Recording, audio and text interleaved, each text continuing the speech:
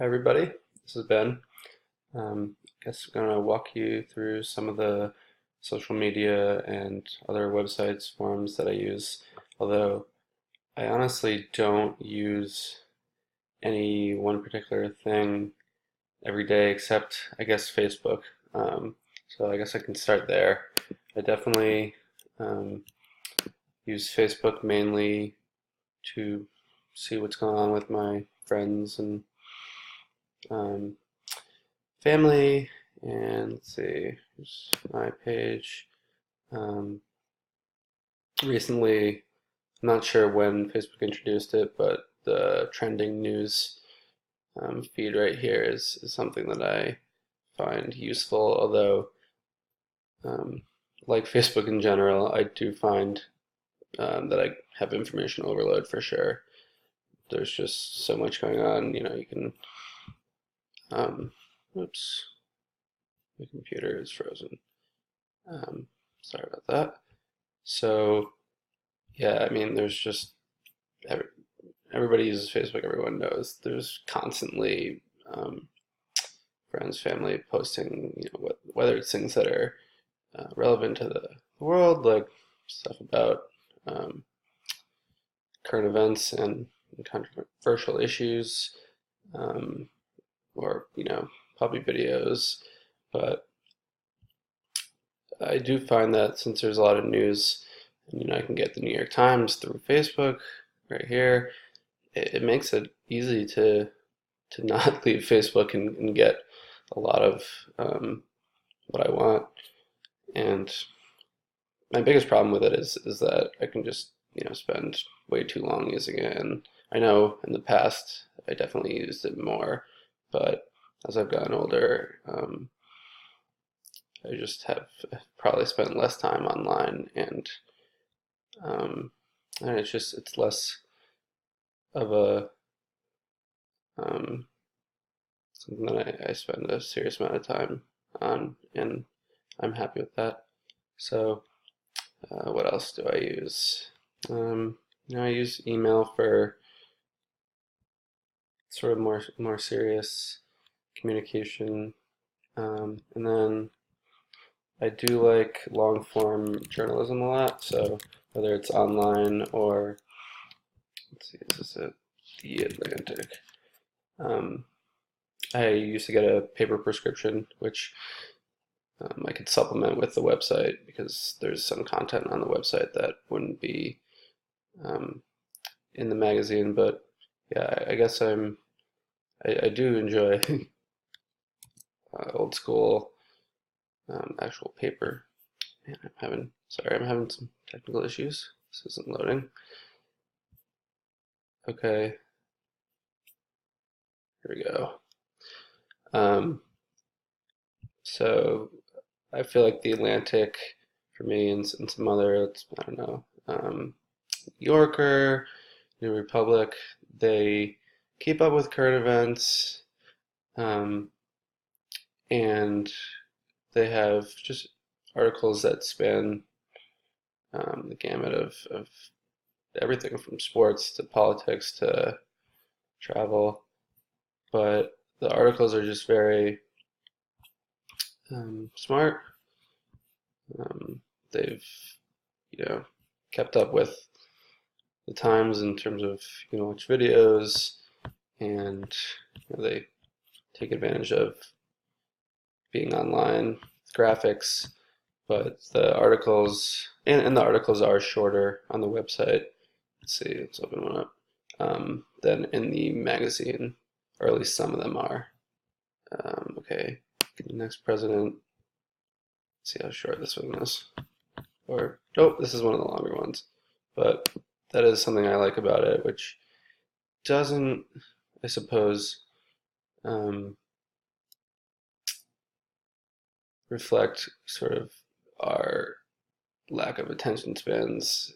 And I'm not sure how well the Atlantic does for that reason, because they do tend towards longer form journalism. But I do still think there's a place for that.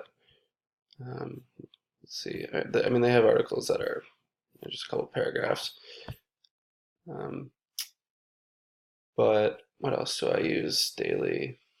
You know, the New York Times is for serious journalism, but um, and then I mean I'm a big sports fan, so I actually use the app on my phone, but I'll go to it's called MLB at Bat, and I can just see what's going on with the game. I mean, I can look at other teams too, but it's all baseball. Um, you just get scores and box scores, which is as you can see right here, a list of the different players in the lineup. Here's the Yankees on the left, and um, it's statistics for what happened in this game. So runs, hits, RBIs, and then the pitching down here. And it's a pretty quick way to find out what happened without going on.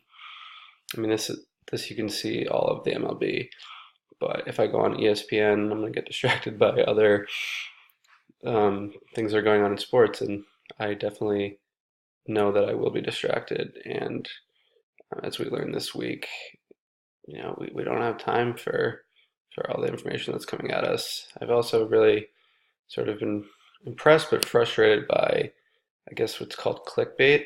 I was just on Dig, and it's not. I mean, it is a serious aggregator of news. I mean, they don't. Um, I found that the articles are pretty legitimate, but you're still finding things like, um, you know, the headlines, no bullshit review of the iPad Pro. You know, that wouldn't be a traditional newspaper headline. And then, I don't know what did I see earlier that was sort of one of the articles. This stands out. I don't know how serious this is. How the High Times bong hitters became the Yankees of New York media softball. In the picture, like it draws our attention in, but you know, it's not probably the most serious article.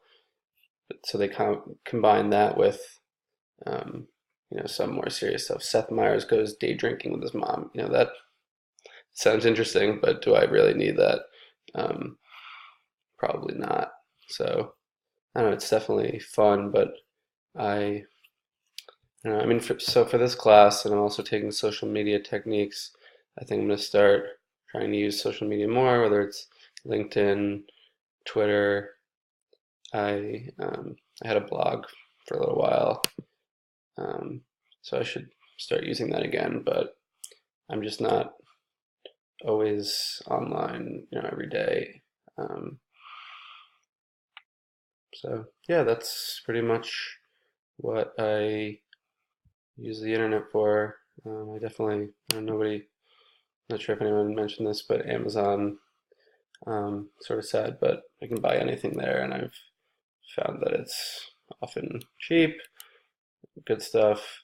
So, you know, and they definitely do a good job of giving you ideas of, you know, recommendations and other, um,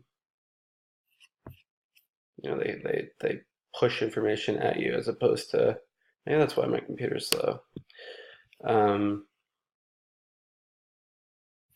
It's not just, you know, if I want something, I'm going to search for it, which obviously I can do, but they really do push information at you, and that's where I think a lot of the overload comes from. Um, and it's effort to not be sucked in, but I guess that's all we can do. So that's about it. Thanks. Let's see how to stop. This is my first time using Screencast-O-Matic, so I apologize for my lack of technical skills, which hopefully I'll learn more of this semester. All right, what am I doing? Okay. And here